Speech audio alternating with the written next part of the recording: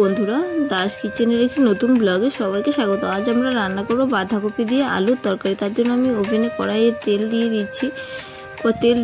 এখন কড়াইটা আমার তেল গরম হয়ে গেছে। ফোড়ন দিয়ে দিয়েছি 2 টুকরো দারচিনি, 2টো তেজপাতা আর একটু 5 ফোড়ন। তো আমি সম্বাসটা ভালো করে নেড়েচেড়ে ভেজে নিয়েছি। সম্বাস এসে গেছে। এখন আমি করে রাখা মশলাটা দিয়ে দিচ্ছি। মশলা আমি করে নিয়েছিলাম 1 টুকরো আদা, কাঁচা লঙ্কা আর জিরে গুঁড়ো।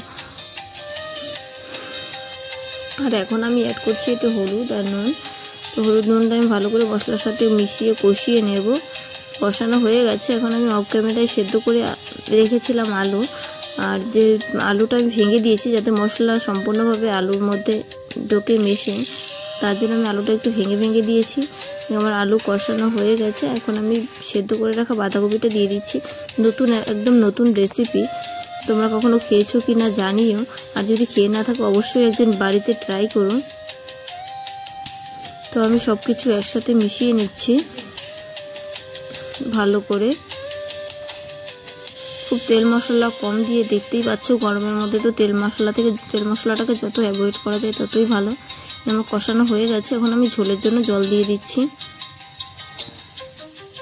এখন আমি একটু সব কিছু নেড়ে চেড়ে ঝোলটাকে হতে দেব।